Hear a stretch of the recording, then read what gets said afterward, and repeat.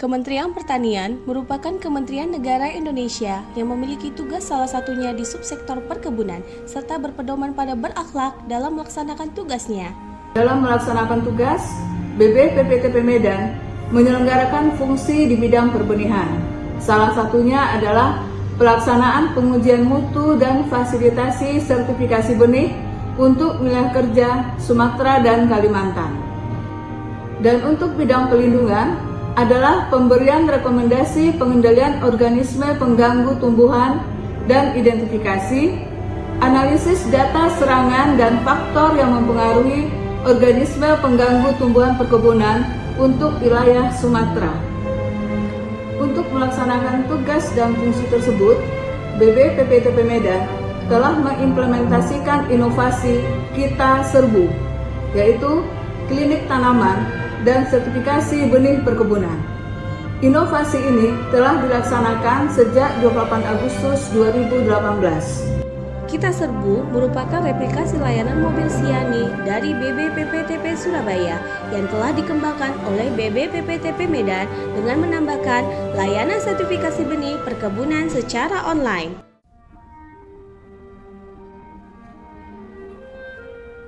Ini adalah salah satu upaya kontribusi subsektor perkebunan dalam rangka mendukung swasembada pangan nasional.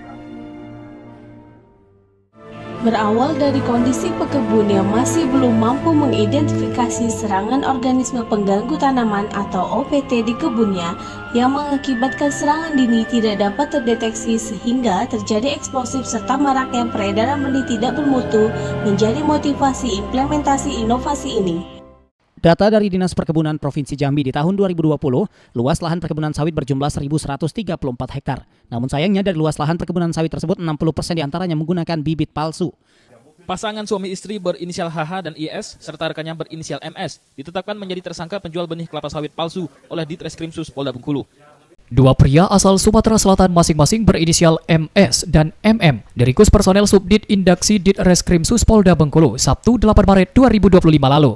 Keduanya diamankan lantaran melakukan perdagangan bibit kelapa sawit secara ilegal.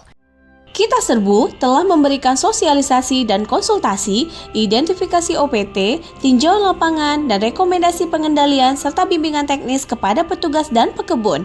Pengguna layanan dapat menyampaikan surat permohonan kepada Kepala BBPPTP Medan, lalu atau tim Kita Serbu akan memberikan layanan sesuai rencana kerja secara reguler. Selanjutnya, tim melakukan tinjauan lapangan dan atau bimbingan teknis dan menyusun rekomendasi pengendalian OPT lalu disahkan pimpinan untuk diserahkan kepada pekebun. Produsen benih perkebunan dapat mengajukan permohonan sertifikasi dan membayar jasa layanan pengujian. Lalu pengawas benih tanaman atau PBT melakukan pemeriksaan terhadap dokumen dan mengambil sampel benih untuk diuji oleh analis di laboratorium. PBT melakukan pemeriksaan administrasi dan teknis terhadap keragaan benih di lapangan. Lalu analis menerbitkan lembar hasil pengujian sementara dan PBT menerbitkan lembar hasil pengujian. Selanjutnya, admin sertifikat membuat draft sertifikat mutu benih yang disahkan oleh pimpinan dan kemudian disampaikan kepada produsen benih. Kami dari petani Toba telah merasakan bantuan dari BPP TP Medan Klinik Pertanian. Dan kopi ini adalah hari itu sudah mau mati lantaran kena penyakit, baik pun itu penggerek, baik pun itu jamur. Dan marah hari itu. Setelah kami semprotkan yang diberikan atau yang diajarkan BPP TP Medan itu ini hasil. Ini sekarang sudah 90%, tidak ada lagi BPK 100%, hanya satu biji yang kena. Pesan kami untuk layanan ini sangat mudah diakses juga dan tepat waktu.